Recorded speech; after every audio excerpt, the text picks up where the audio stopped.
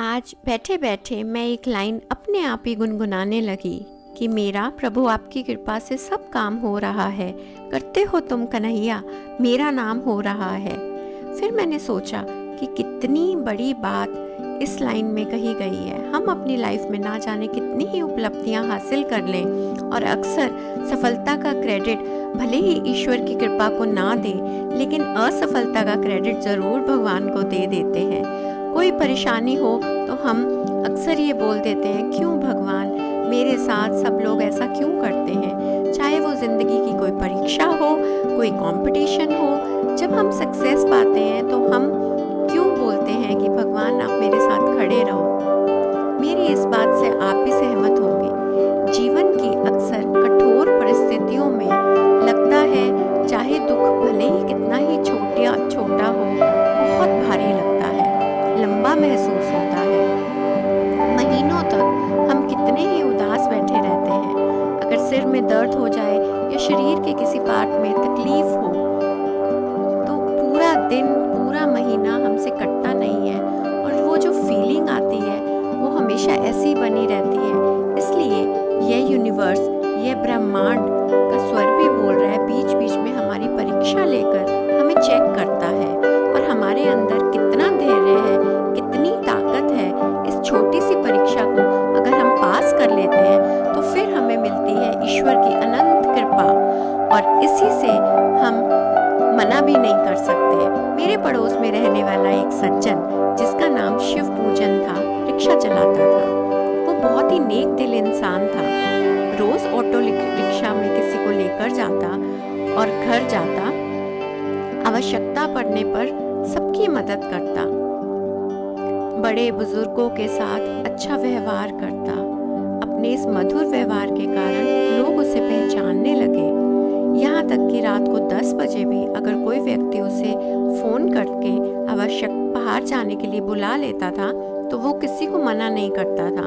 महिलाएं भी बेहिचक उसके ऑटो में सवार होकर निसंकोच जा सकती थी। वो बहुत ही नेक इंसान था। सभी लोग उससे बहुत प्यार करते थे। उसकी 3 बेटियां थी। बड़ी बेटी को वो पढ़ा लिखा चुका था और बाकी दोनों बेटियां पढ़ाई कर रही थी। हालांकि एक रिक्शा चालक की स्थिति आर्थिक इतनी मजबूत नहीं होती, लेकिन फिर भी उसके गुजारे लायक उसके पास बहुत कुछ था। बेटी की शादी करनी थी तो बेटी की शादी की तारीख तय हो गई। उसने कपड़े, शादी का सारा सामान जुटा लिया था। शिव पूजन ने बहुत ही धार्मिक प्रवृत्ति का इंसान था। हर रोज भगवान के मंदिर में जाकर पूजा करता था। ज्यादा उनसे कुछ नहीं मांगता था। शादी के 3 दिन पहले ही वह मंदिर गया और उसने भगवान से कहा, प्रभु मेरी बेटी की शादी जल्दी ही होने वाली है, इसलिए मैंने अपनी बेटी के लिए जो भी अपनी कमाई से सामान लिया है, आपकी कृपा से सब कुछ अच्छा चल रहा है और सारी व्यवस्था हो गई है। बस शादी में 2-3 दिन ही बस बचे थे, अब आप संभाल लेना। इतना कहकर वो घर गया और अपनी बेटी से बात करने लगा। उसने अपनी बेटी को समझाया कि बेटी निराश मत होना, ससुराल सभी लड़कियों को जाना पड़ता है और आज जो तुम्हें मैं सिखा रहा हूँ उसे ध्यान से सुनो। अपने घर को और अपने बड़ों को हमेशा सम्मान करना, सेवा करना। मैंने तुम्हें खूब पढ़ाया लिखाया है और अगर तुम कभी शिक्षा के दम पर तुम्हें काम करने की जरूरत पड़े तो नौकरी भी करना और अपने परिवार का साथ देना। इतना सब कुछ समझाते हुए उसकी आंखों में आंसू आ गए। हालांकि शादी का घर था इसलिए वह वहां से चला गया, लेकिन किसे क्या पता था होने को कुछ और ही मंजूर था। शादी के 2 दिन पहले ही ऑटो रिक्शा चालक के घर में भयंकर आग लग गई। जब सभी लोग सो रहे थे तो पूरा घर आग की लिपटों की चपेट में आ गया। अचानक से घर में धुआं देखकर बहुत ही उसने अपने माता पिता को जगाया। सब लोग चिल्लाने लगे और बड़ी मुश्किल से किसी तरह सबने जगने के बाद आग को बुझाया, लेकिन तब तक घर में शादी का सामान जो उसने अपनी बड़ी बेटी की शादी के लिए जोड़ा था वो सब नष्ट हो चुका था और जिस लड़की की शादी थी वो भी बेहोश हो गई थी।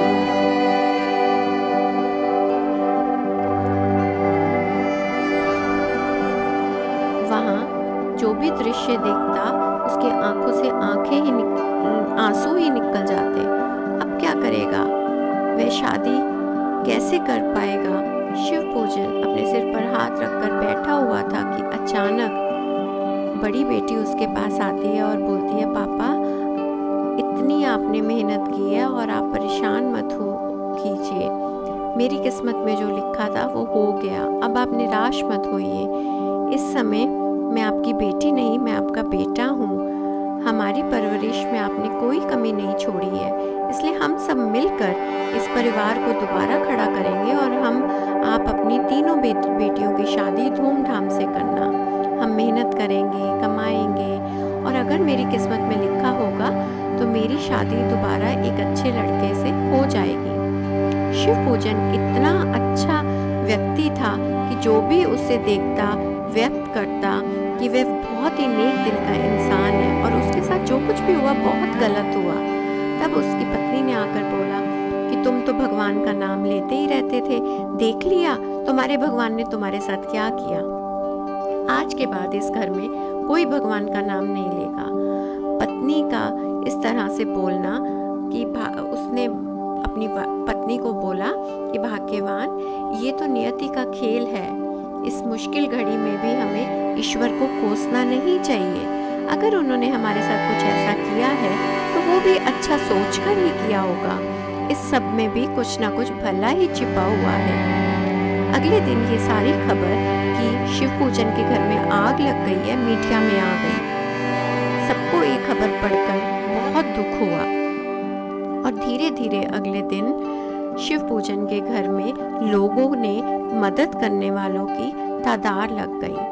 जो भी आता अफसोस करता और मदद करके चला जाता। कोई जेवर लाया, कोई उपहार लाया और इस तरह से पूरा घर उपहारों से भर गया। जिस भी नेताओं ने सुना उन्होंने शिव पूजन की मदद की, क्योंकि शिव पूजन एक नेक इंसान था। जो भी आता शादी के घर में कुछ ना कुछ उपहार ही दे जाता। इतना रुपया इकट्ठा हो गया।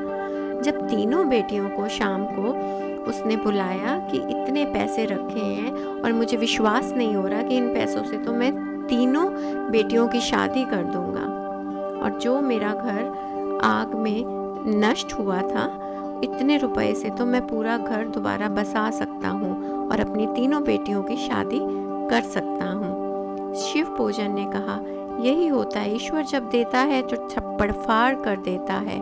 और उसने धूमधाम से अपनी बेटी की शादी में सहयोग दिया। आज तो भगवान ने चमत्कार कर सभी का विश्वास कर दिया। भगवान जो भी करता है अच्छा करते हैं। शिव पूजन की पत्नी ने आकर भी बोला, भगवान मुझे माफ कर देना, गुस्से में आकर मैंने आपको कितने अपशकुन कहे। माँ की बात सुनकर बेटी मुस्कुरा दी और बोली कि थोड़ी देर के ही ये जो जहाँ पहले आंसू थे, आज खुशियाँ ही खुशियाँ भर गई हैं। तो दोस्तों, भगवान की माया अपरंपार है। भगवान हमारी परीक्षाएं लेते हैं और इस मुसीबत की घड़ी में हमें अपने हौसले को और प्रभु पे विश्वास को नहीं टूटने देना। भगवान ने रातों रात ही चमत्कार कर दिया, जिसकी हम कल्पना भी नहीं कर सकते थे। तो कहानी का सार ये है कि जीवन एक ऐसा रंगमंच है। हमें ये जानना होगा कि हम यहाँ पे किरदार निभाने आए हैं और खुद का दिया रोल अदा करके हम परम शक्तिशाली प्रभु से अपने आप को जोड़ लेते हैं। और अगर खुद के रोल को हम अच्छा प्रदर्शन करते हैं, अपने दायित्वों को ठीक से निर्माण करते हैं, तो ये संसार, ये ब्रह्मांड भी हमारे लिए हमारी सब इच्छाओं का ध्यान रखता है। तो दोस्तों, आशा है आप लोगों को मेरा ये वीडियो पसंद आया होगा। अगर चैनल में नए हैं तो लाइक कीजिए और सब्सक्राइब कीजिए और कमेंट करके मेरी सराहना कीजिए। Thank you.